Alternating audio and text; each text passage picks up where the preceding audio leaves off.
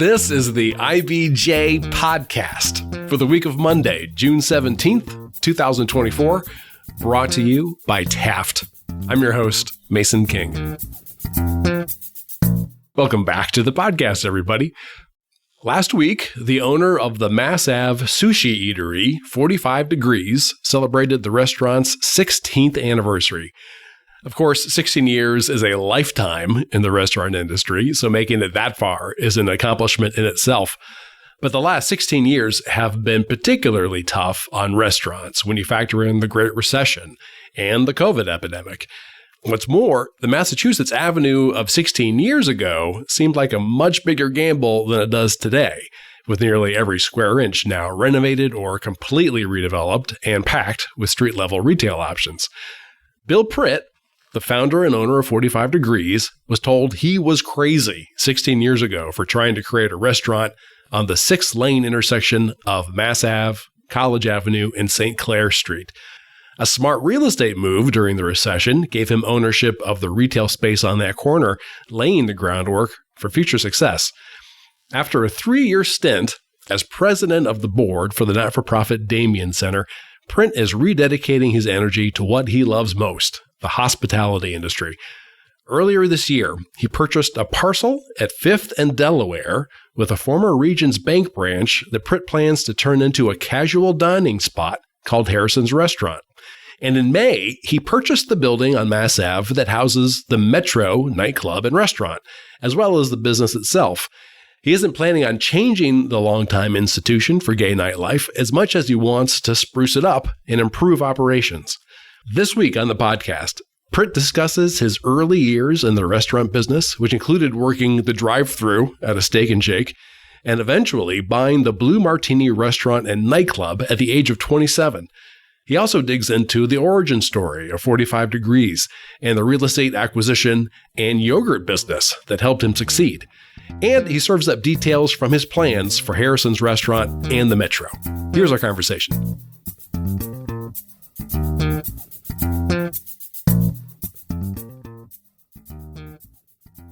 It's my pleasure to welcome to the podcast Bill Pritt, owner of 45 Degrees Restaurant on Massachusetts Avenue, former president of the board for the Damien Center, and a restaurateur with a couple of big projects in the works. Thanks for making time to come to the studio.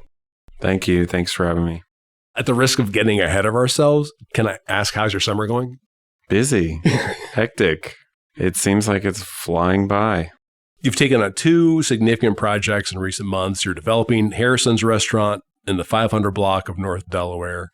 You purchased the Metro and the building that houses the Metro in the 700 block of Massachusetts Avenue. Could you give us a taste? Like, what's your to-do list like this week? What's all the stuff that you would need to do to move these projects forward? Every day there's a ton of stuff to do, for sure. Right now, my sole focus is on Metro, it seems. Of course, I still allow a day for 45. That's usually a Monday. That's what I've always done. And Tuesdays is kind of dedicated towards Metro.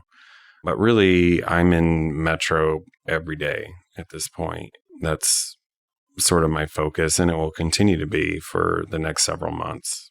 And what was happening inside the Metro right now? Working with the staff on various things. Great staff, 27 people. They've welcomed me very, very well. I've noticed some of our longer-term employees, we have one who's been there 22 years, seems more eager for change than anybody, maybe some of the new people, but everyone is certainly ready. It is a bit of a change to see the owner in there every day prior to me. So I've tried to be very careful and mindful of that and work with the staff. We're doing a lot of cleaning and organizing. My life is clean and organized. I don't like clutter. I keep everything. I keep my cars clean. I keep my house clean. I keep my clothes clean. And I just want to make sure that all that is being handled at Metro. It's an old building, much older than the building that 45 is in. The original building in the back was built in 1863. The builder was a German baker. After he lived in the house for about 11 years, he built the building in the front, which you see on the Mass Avenue side, which used to be his front yard. in 1874. He spent $6,500 on it in 1874, which was a shit ton of money. Did a lot of, selling of his baked goods out the front door.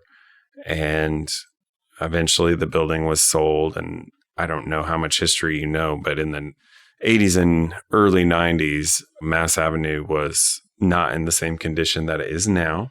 Oh, I've got a whole section on this. Okay. So, All right. let me head into it. 16 years, right? How close are you to the actual 16-year anniversary of 45 Degrees? 45 opened on 6/7/8. So 4, 5, 6, 7, 8. That's how I remember. June 7th of 08. So we just passed our 16th anniversary. We always celebrate it with pride, usually the Thursday night prior to all the festivities. We opened in 08, just prior to the recession. As we were getting ready to open, of course, Mass Avenue was not what it is today. You never had trouble finding parking on Mass Avenue. Even on a Saturday night, you could just pull right up and come in. And then, of course, shortly after we opened in the fall of that year was when the stock market crashed and we began to really have kind of a slowdown in the economy. And of course, we were affected by that. Let me give folks a little bit of context before we jump into it, because I got some of this covered, a whole monologue, in fact. So people who don't know Indianapolis, downtown was platted 203 years ago, and it's like a checkerboard. We have streets going north and south and east and west, really symmetrical, except there are 4 diagonal streets that shoot off from the center of downtown. And one of those is Massachusetts Avenue, which is really central to our conversation today. It shoots to the northeast. Now, as you mentioned, fast forward to the 1990s, it's pretty sleepy and pretty dilapidated stretch of street. And what we consider to be Mass Ave basically goes for like 6 blocks and dead ends at Interstate 65 and 70. Now, in the early 90s, you see some bars and some art galleries opening. The residential housing stock nearby is being continuously renovated. Apartment buildings in and around the avenue are being renovated. There are more small businesses then and restaurants, theaters opening up. Pretty typical urban gentrification story. And essentially, the end of the avenue is the 6-lane intersection of Mass Ave, College Avenue, and St. Clair. And right on the corner is the Abbey Cafe, somewhere I spent a ton of time in the 1990s. At the other end of that block, the 700 block of Mass Ave, is Metro, which opened on New Year's Eve, 1990. Very quickly became an institution for gay nightlife, drag shows, karaoke, downtown Indianapolis. Quickly, what were you doing in the mid-1990s? Oh, my goodness. I was in high school. That's where I was. Did you grow up in Indiana? Colorado. Longmont, Colorado. Oh, no kidding. Skyline High School. Yep. How did you end up in Indianapolis? A series of events. Ultimately, I went to school here. I attended a small Christian school on the south side of town and then went back and forth for 3 years and ultimately ended up moving here in 1999. At that time, I was working for Steak and Shake. Yes, working the drive-through, doing all of that. I was an assistant manager there. Ended up getting a job with Le Peep in 2001 or maybe the year 2000 and did really well with Le Peep. I got an assistant manager position to start and then general manager corporate trainer towards the end. Moved around a lot to various locations to sort of elevate. And everywhere my boss put me, I seemed to do quite well. That was what I did until I got an SBA loan and saved up enough money to purchase the Blue Martini in 2005. And that was up on 96th Street, I mean, basically north of Keystone of the Crossing.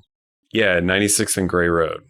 Wow. So, I mean, pretty entrepreneurial. You were 27, and so you get the SBA loan and think, I want to start a martini bar. It was already existing. It opened in 2003. I generally have, in the past, I would say I'm better at fixing existing operations than I am at opening up new ones, but the test will tell here in the next few months. So it existed previously as Blue Martini? As Blue Martini, yeah. Okay. And it was all white inside. It was sort of a blank slate, and it combined a lot of the experience I had in the past with sort of the creativity and blank palette of what I wanted to do, some of the entertainment stuff that I wanted to do and DJs. And I ended up changing everything there from front to back. I started in the kitchen just like I always did it at Le Peep. I would always start in the kitchen, start working with the kitchen, get everything up to par, and then work my way out to the dining room. And it's very similar to what I'm doing now at Metro as well. So 2005, and it goes pretty well. Things go great. I start looking for a second location. I thought, brilliant. If I'm doing so well here, I'll open up a second location, and whatever I'm making at the first place times 2 is what I'll have then. That's not really how it works. Okay. So I started looking for a second location in 2006, and I wanted to be closer to home. I lived in Cottage Home for 17 years, and I drove by that corner of Mass Ave in College all the time. I spent a lot of time downtown at Metro and different bars, and I thought it would be great to have a Blue Martini type concept down here on Mass Avenue. In 2006, I started talking to the developer at the time about the corner spot, and I sort of had a name in mind at the time for what I wanted to do, but I wasn't sure. We did not seal a deal until almost the middle to the end of 2007. We just could not get it right. They wanted $30 some a square foot, I think, and we just couldn't come to a deal. But a year or so went by and the space was still empty, so I hit him back up and we talked again, and at that point we sealed the deal. So the Abbey was there. It was taken down at some point. And then what is built by the developer on that corner is a multi-story condominium building, essentially. Yep. Mixed use. With ground floor retail. Ground floor retail, upper floors, condos. And so the ground floor space is what you're looking at. Yes. The corner. Right on the tip. Yes. On the corner, on the point. Hence the name 45 Degrees. How did Blue inform what you eventually ended up doing at 45 Degrees? Well, it was the model for what we did, but unfortunately, I did not want to call it Blue Martini, and I didn't really want to limit myself based on the name. If you have a name like Blue Martini, that kind of tells you what is going on in there. And I always struggled to sell food at Blue Martini, and I didn't want that same struggle. So I wanted to name it something a little more general to allow the community and the customers to decide what the space is to them. And so I went with 45 Degrees because that could literally be anything. It could be a construction company. It could be a HR firm. It could be a business publication. It could be anything. And it ended up working out, but I built a huge bar because we sold a ton of booze at Blue Martini. And I built this tiny kitchen. We sold almost no food at Blue Martini. And of course, my sales were exactly the opposite as what I had at Blue Martini. Blue Martini was more 80 to 90% liquor and 10 to 20% food. And it is exactly the opposite at 45. I bet we sell 85% food and 15% liquor. And yeah, a lot of people know it as like the sushi place. Yeah. I mean, it's you had sushi at Blue, right? Yeah, we had sushi at Blue Martini. That was my introduction to sushi. I loved sushi and I loved doing it. We had a great chef, and we ended up finding some other very talented people that are still with me today, believe it or not. And that's how we've really developed our sushi business. Similarly, did you need to get financing for 45 Degrees, or at that point, did you have enough? At the time, I got a second SBA loan. I still owed a little bit on the first one, and I got a second SBA loan to do the build out at 45. At the time, it was a loan that was sort of structured in a way that I had a limit, but I didn't have to take all of it if I didn't want to. I was still doing well at Blue Martini and was trying to cash flow some of the build out expenses at 45. As the loan began to close, there was an interest only period for I think 3 months or so after we opened. And then as the loan was getting ready to close, the economy was sort of collapsing and people who needed loans weren't able to get them.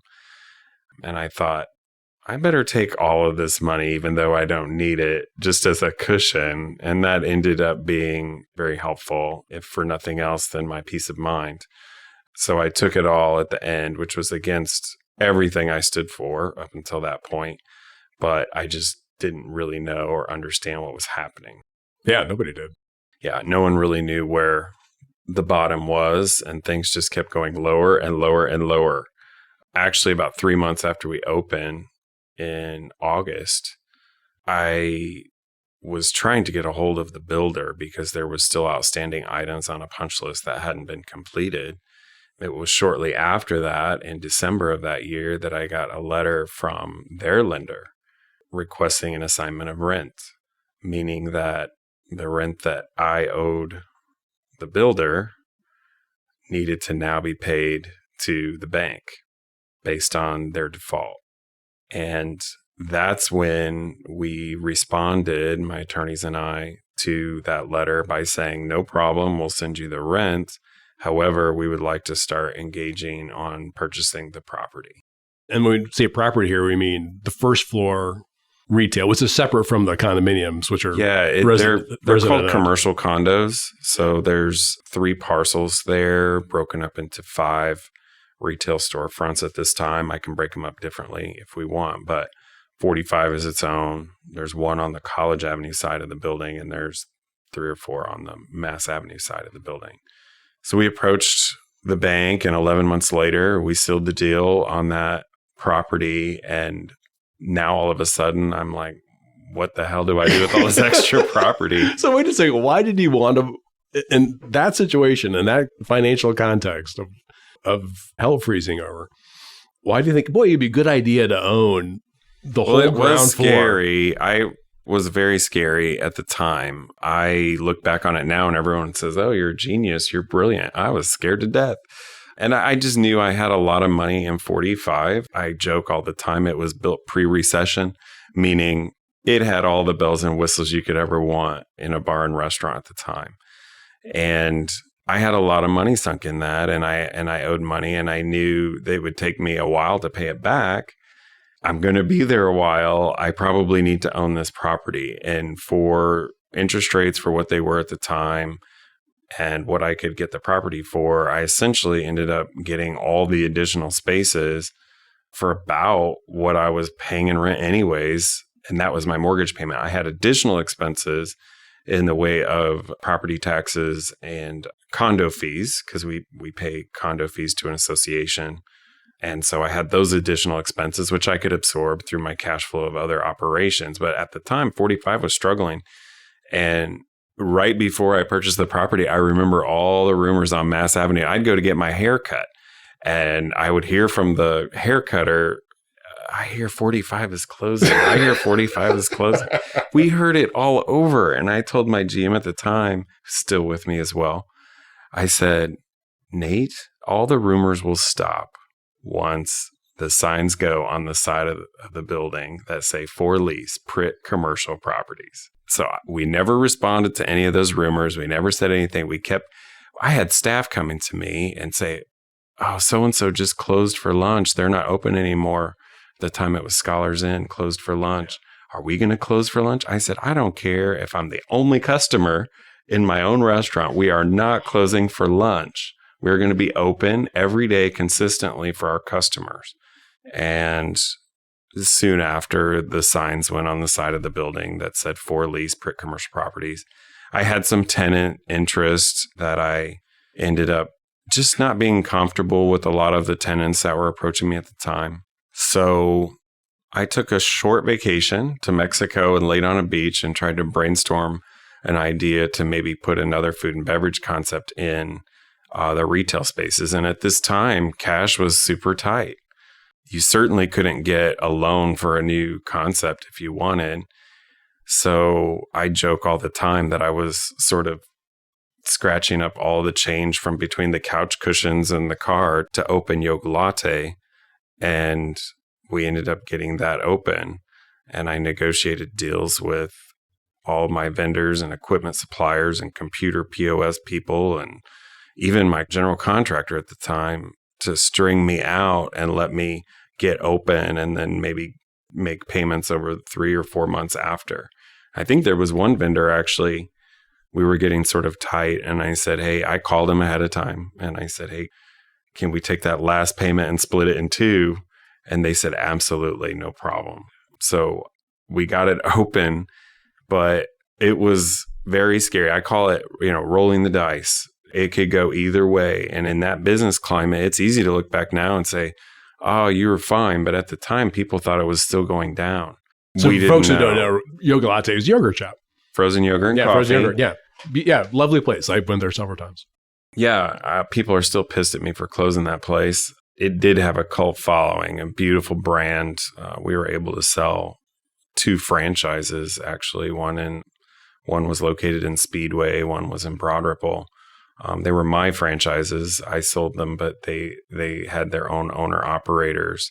And unfortunately, like just the whole yogurt craze, it's gone through a couple of phases now. TCBY back in the 80s and 90s, and then all those kind of died out. And then we had Yoga Latte, and I think Huddles was the first frozen yogurt shops in Indianapolis. And we opened, I think, within a week of each other in, I think, 09 or 10. Maybe it might have been 10, yeah. 2010. And then we both closed about the same time, too. We were the first ones open and the first ones closed. Our last one's closed.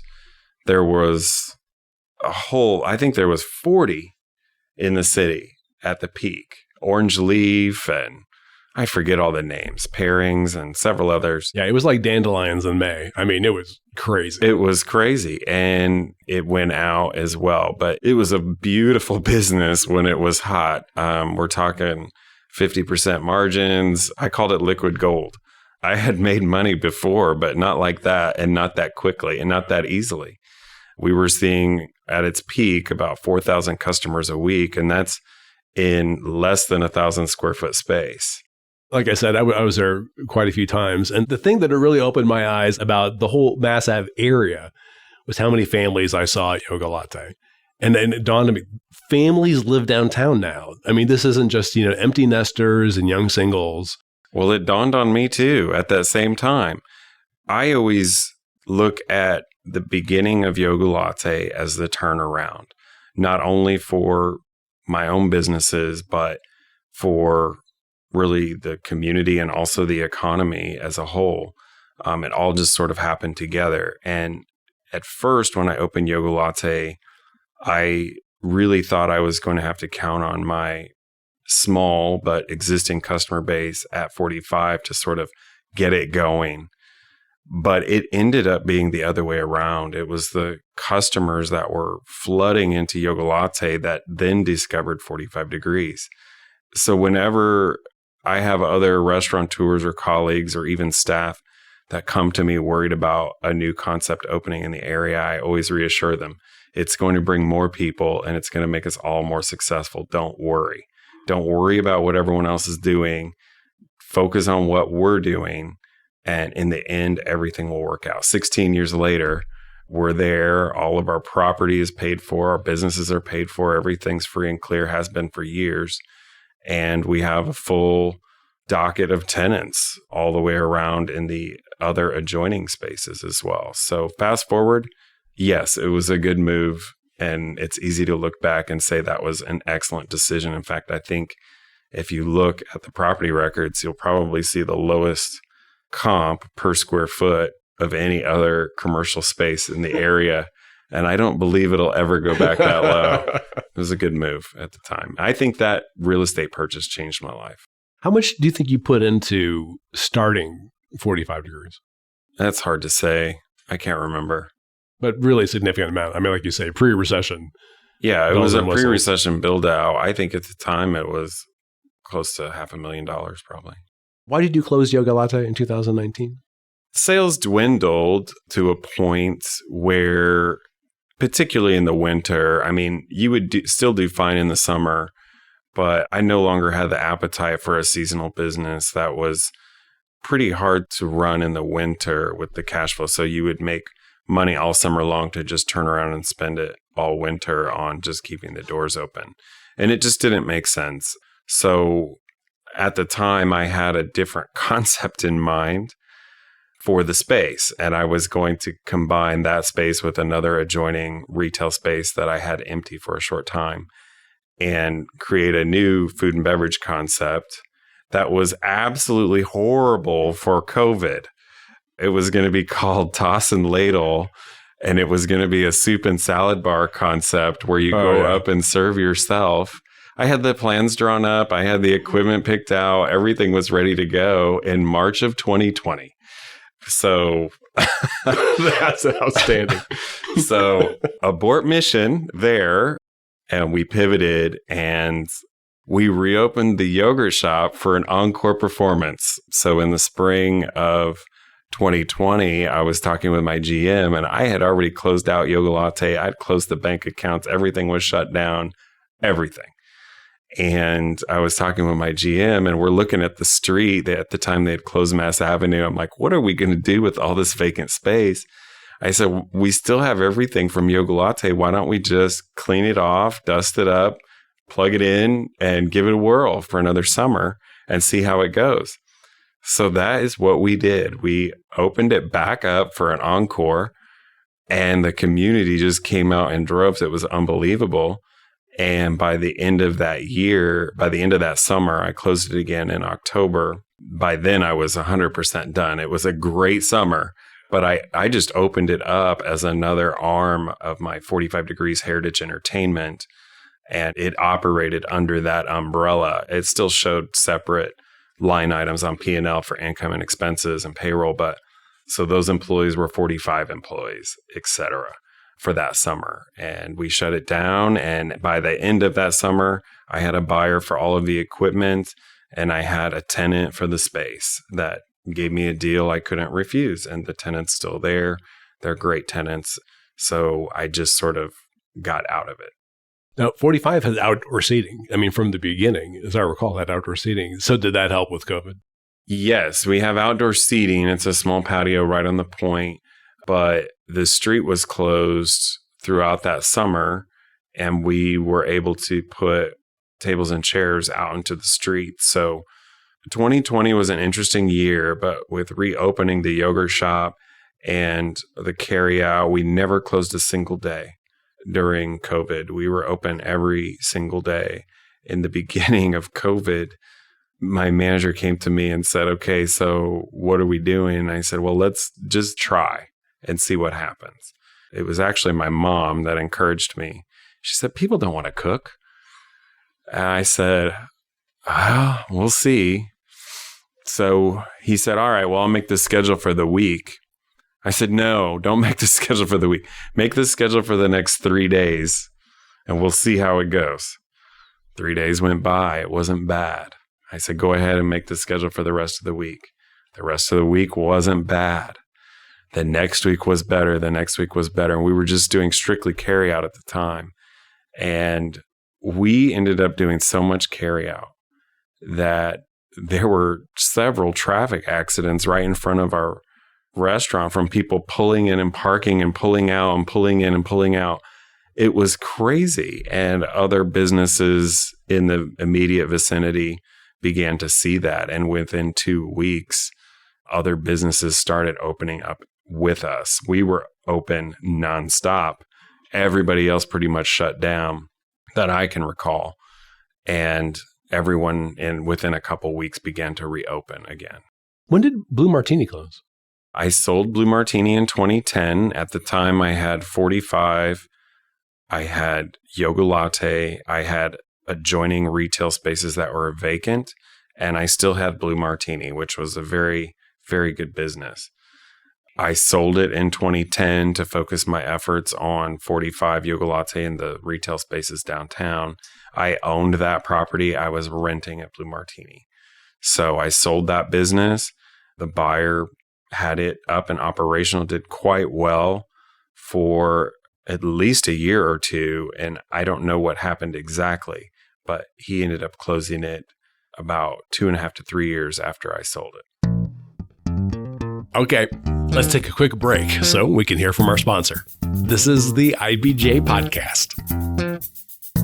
Taft, today's modern law firm. With more than 800 attorneys in 8 primary Midwest markets and the District of Columbia, we provide solutions to the business issues facing middle market and emerging companies alike. We do this through a highly collaborative and inclusive team approach.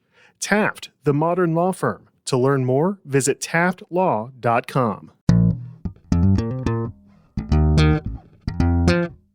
All right, we're back with this week's edition of the IPJ podcast and my interview with Bill Pritt of the Mass Ave Eatery 45 Degrees about his plans for creating a new restaurant downtown and refreshing the famed Metro nightlife spot. How would you describe how Mass Ave and the Mass Ave area have changed over the last 16 years? Well, since we opened in 2008, we've been surrounded by construction. The first major project that was right at our doorstep, which was really tough to get through because we had the combined problems of the recession and the construction, was the cultural trail in that area. But we had a trench on the side of our business for at least, from what I can recall, like 6 months. It was bad. Then other buildings across the street on both sides, down. I mean, we've been surrounded by construction. Of course, now is Bottle Works, catty corner from us. But I will say that all the developers around us have been very conscious of our business and have been gracious towards us. And it's great to see the growth. I think we're almost done with construction around us, though. I think we're getting there. But it's great to see. I mean, to not have to look at school buses across the street at Bottle Works and to actually have a vibrant draw for really the region, but certainly the state and the donut counties is wonderful. I think we were talking off mic earlier about what was appealing to you about that intersection. But at the time that you opened 45 Degrees, catty-corner to you was, I believe, an IPS bus yard, an expired Coke bottling plant, which we all we were sort of vexed about for a long time. But you feel like you had the vision that this eventually is going to work out. I don't know. They had talked about developing the Coke lot for 25 years prior to its development. I always knew that was on the docket, but it certainly wasn't a part of any of my plans. My plans were focused there. And yeah, they were at the time. I was getting told I was crazy for building on the 700 block. I was told I needed to be on the 300 or the 400 block where all the action was. And I just viewed 45 as an anchor. Every mall has an anchor. And I felt like 45 was going to be that anchor for Mass Avenue. And look now, after 16 years and sales increases all but 1 year, including this year, we're going to be up this year as well. We've done just fine. So over the last few years, in addition to taking care of your businesses, you were the president of the board of the Damien Center, which is Indiana's oldest and largest HIV and AIDS service organization. I am sorry that we do not have enough time to talk about all your accomplishments. Perhaps we can return to this at some point. But I know you just came off the board last month, came out of the presidency, and I get the impression that as the process was happening, you started looking for more stuff to do. How that sort worked? of. You have it a little backwards. I've gone through a personal journey over the last 10 years or so. I was perhaps based on the recession and opening and closing Yoga Latte. I don't know. There was a lot of things going on. And I thought, I just need to simmer down a minute and focus on what I have. And certainly what I had was wonderful. So there was no reason to do any more or less.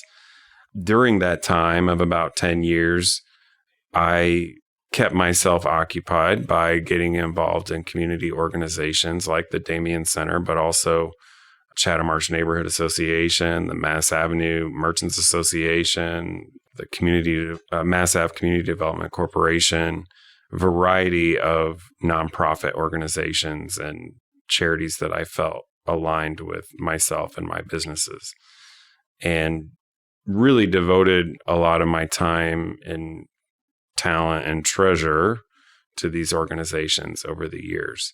The Damien Center specifically, you ask about, I was asked to be on that board around 2015 or 16, can't quite remember, but served on the board for 7 years and then the last 3 years as president because I had the time to do it. And it's a great organization with great leadership. And they needed me for a while. And I will tell you, having served on the board and given time and money to that organization for that long, I feel still indebted to the organization based on the work that they do in the community and the city. And even though I've given the time and the money, I feel it isn't enough to repay for all that they've done for this community and a lot of my friends. So, yes, give back, do it, take time out of your life and do it. I will tell you also that I learned more than I ever gave. And that is what has prepared me really to do a lot of the work that I'm doing now in my life. I've made connections with other board members and staff. I've learned how to navigate delicate situations and be a better listener and more of a leader. And after having served all of those organizations, including the Damien Center for 10 years, I felt like I was ready for a new project. Return to what I love, the food and beverage business. This is what I love. This is what I know. And I was ready to spend more time giving back to my employees, those that have been with me for 5, 10, 15, and in 2 cases, 16 years. I felt that they were ready to do more. And I felt I was ready to do more. They were ready to do more. So then I began to look for a new project. So in order to do the new project, I had to say goodbye to some of these nonprofit volunteer jobs. So in February, you bought the former Regions Bank branch at 555 North Delaware. Your Marion County assessor says that was a $1.25 million purchase. Tell us what you're planning to do with it. I started looking for a new project in the late winter, early spring of 2023 as a part of my sort of niche of what I wanted to do, my checklist of here I am at the point in my career where I don't have to just take whatever's given to me or what's available. I can actually choose what I want. Being a part of the deal has to be a property ownership. So I've always been looking, always been searching, and I was introduced to this property by a real estate broker, and it checked all the boxes. It's 0.6 of an acre. It's close to my house. There's room for development and improvement, and I see the upward potential of it. I felt like the price was affordable. There were a ton of restrictions that went along with the purchase of that property based on the agreement I have with Regions. But none of those restrictions really prohibited me from doing what I really wanted to do, which was operate food and beverage in there. So ended up working with them for a long time, from probably April until February to close the deal, and got plans in the works. And as far as that business goes, I'd really like to develop the outdoor space quite a bit. There's going to be a large outdoor patio. I believe my friends and I really miss Marco's, which was located at 54th and Keystone for 36 years, I believe. We miss the cheap meat night. We miss the reasonable prices. We miss the good portions. We miss the friendly local vibe that it had. And so I hope to do something there with Harrison's along those same lines, where it's local vibe, good food, good prices, and large outdoor space. So owning the real estate, you say, was priority. Yeah, prerequisite. Just born out of your experience so far with being able to own the real estate that you've dealt with. Yeah, I just don't want to negotiate every 5 years. I mean, if I'm going to sink a ton of money in, I know some restaurateurs, they don't mind renting in some areas and owning in others. In the end, I would just rather control my own destiny with the real estate. And really, in the end, it's more of a real estate play than anything. And you use the food and beverage to pay for it. But I like to be proud of what I do. I don't want to just own a business or a property that I'm not proud of in any way. I want to own it all. And I want to be proud of the landscaping, the food, the service, and everything we do. And I feel like this Regions property, I'm super excited about having 0.6 of an acre. It's something I have not had in in a long time. I had property. I'll have a separate dumpster area on my lot. I'll have the ability to have contractors and deliveries right up to the back door on my property. The ability to really create and develop the outdoor space the way I want, have landscaping. Eventually, we're adding on to the south end of the building quite a bit, and we're overbuilding the kitchen a little bit. So eventually, what I'd like to do is run catering out of that kitchen. I can pull delivery vans, catering vans right up to the back door, load up, and be out the door pretty quickly and easily to any downtown destination. So we're overbuilding the kitchen a little bit on the back end, but that's okay. I think once we get the operation up and running, I see the potential of even having a whole separate catering team running out of that same exact kitchen that we're serving customers with. Right now, there's a good amount of parking there. Are you going to maintain some of that parking? Yeah, parking spaces will stay about the same.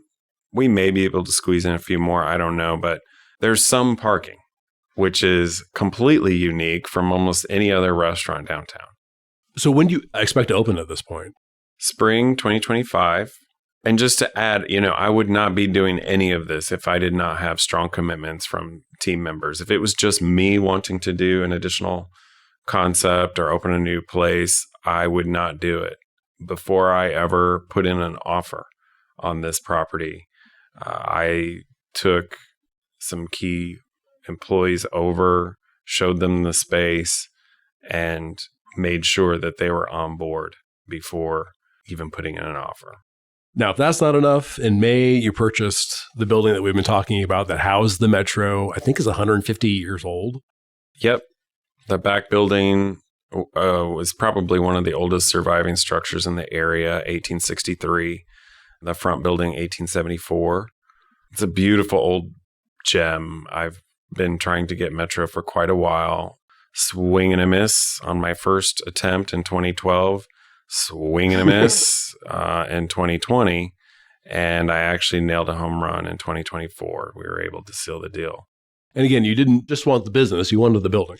Correct. There would be no interest in just buying the business. In fact, I was more interested in this particular case in the building than I was in the business. But there was certainly strong interest in both. And according to the assessor, that's a $2 million purchase. Yes. That's a good amount of money. So on my quest to find a new project, I ended up with two. The Regions deal was already in the works with a closing date slated for February 9th. And in the middle of the winter, December, January timeframe, I caught wind that the current owner, the former owner of Metro, was ready to sell. And so I picked up the phone and we made a deal. I think as we've reported at the IBJ, the idea isn't to create a new version of the Metro. It's to get it organized and clean it up, essentially. Yeah. Elevate is the word I've been using, but not elevate too much, just a little. The carpet is going. So if anyone is tied to that carpet, I will call you and you can come pick it up. It's going probably next week, I think, is what we're scheduled to do with the carpet. But it never occurred to me that employees and customers and the community would be worried that their beloved Metro was going to be something completely different. When I bought it, my pure intention was to just elevate and keep Metro Metro. 2 weeks after purchasing it, I was walking up. It was late at night, I think 10 or 11 o'clock. And if you're downtown Mass Avenue at that time of night, there's always a line at Metro to get in. And rather than just cut the line and barge in like I own the place, even though I do own the place, I decided to wait patiently in line with the rest of my customers and just kind of listen to what other people are saying. And right in front of me in line was a former employee at 45 Degrees, a person who used to bus tables for us at 45. And I started a little conversation with him, and he was so worried that I was going to turn Metro into a 45 or whatever Marco's was, a Harrison's, a restaurant. And it was then that it occurred to me why all the employees and customers were acting so weird around me. And so I knew I had to address that immediately and put everyone at ease and just let everyone know, no, absolutely not. Metro is going to stay Metro. The whole goal with business is you don't cannibalize yourself. We need a variety of customers at a variety of locations. Of course, some of those customers are going to overlap, but really each business needs its own core base customer. And my core base at Metro is not going to be my core base at 45, and which is not going to be my base at Harrison's. Every business needs its own personality and its own draw. And once I explained that to everyone, it has been easy breezy. All right. People were on edge for a while. So do you have a timetable for when you would necessarily be done, quotation marks, with the refresh, if you will? I'll never be done at Metro. I could take you on a tour. There is no shortage of things to do around Metro, and it will likely keep me busy for years to come. Everywhere you look in a 150, 160-year-old building, there's things that need to be addressed. And so right now, I'm focused on sort of developing the business itself and making a more sustainable future for Metro, fixing things that desperately need fixed, upgrading things that need upgraded, and really working with the staff, trying to simplify and streamline things. As an illustration, on May 1st, when I closed the deal, I was handed this wad of keys that gave me anxiety like you would not believe. And I was like, okay, no more. The first thing I did was call a locksmith and have everything changed so that everybody gets one key. That one key operates everything they need to get into for whoever I gave that key to. And we have a totally different lock system now, but we literally have one key. And I think I earned a lot of street cred with the staff for that, because we were having to fumble through keys for different doors and all of that. And in an instant, it was one key. And I think for that alone, I earned a little political capital to make the additional changes that I want to make in there. But that's expensive and it's a long-term goal, but I'm very confident that the short-term changes and sort of the simple stuff that I can fix will create a stronger cash flow that I can ultimately turn back into the business and reinvest into some of those major upgrades down the road. In the story that we ran a month or two ago about you purchasing the building, I think you said something to the effect of, sometimes I just have to pinch myself to remember that I own the Metro. Is there a lot of personal meaning in that for you? I love the building. I love the business. I've been trying to get it for a dozen years. And for those people that know me, I don't necessarily like to be called out as the owner all the time. I just work there. I see myself as I work there. And right now I'm working a lot there. And so I got my head down. I'm looking at stuff. I'm trying to get a dozen different things going all at the same time, working with the staff there. And they've been very helpful with many of these various projects. But I just got my head down and I'm working. And once in a while, it'll hit me. I own the place. It's mine. And that feels really good. As things begin to evolve and things begin to elevate at Metro, I'll become more and more proud of endorsing all the activities that we do and the food we serve and the drinks we serve. And then we can talk in terms of me being more of an owner. But right now, I just work there. And we're all working together to make something our community can be really proud of. Does it strike you at all as neat or fun? That's a terrible way to phrase a question. So from my aerial view of that area, you've got the bookends. I mean, that's like the Bill Pritt block of Mass Ave. I mean, is that significant? And for that reason, I named the LLC that owns Metro Bookend Hospitality. Is that right? I did. People are going to think that I knew that. I did not know that. Yeah, Bookend Hospitality LLC owns Metro. Oh, that's incredible. Do you feel like your investment in Mass Ave 16 years ago and over what has been a pretty rough 16 years has ultimately been rewarded? I don't really see it like that. I see all of the projects, including Metro and Harrison's and 45 prior to that, as projects that I am really honored to work on.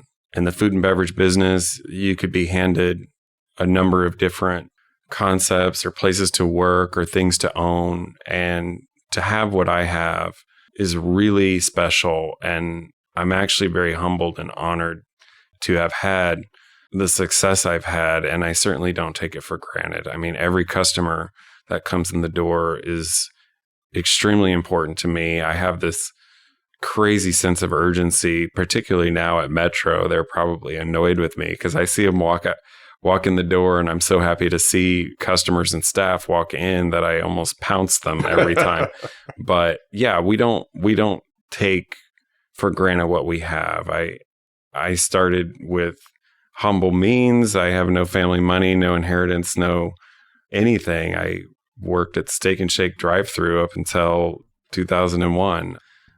All of it is a bit of a dream to me, and I'm really honored to be a part of it. That's outstanding. Well, we'll have to check in 18 months or so and see how things are going. Thank you so much for making time today. Thank you. My thanks again to Bill Pritt. And folks, before you get on with the rest of your week, there are a few news and feature stories in the latest issue of IBJ I want to bring to your attention. This week, IBJ unveils the Corporate 100, its annual list of the largest public and private firms in the state, as well as the highest paid executives. Also in this week's issue, Mickey Shuey explores possible outcomes for the former Diamond Chain Manufacturing site now that a plan for the $1.5 billion 11 Park has been thrown into disarray. And Dave Lindquist outlines Indiana's new happy hour law and the hospitality industry's hope that it will create more interest in after-work drinks. Again, you can find these stories in the latest print edition of IBJ or online at ibj.com. And thanks again for making time this week for the IBJ podcast. I'm Mason King. Hang in there, everybody. We'll be back again next week.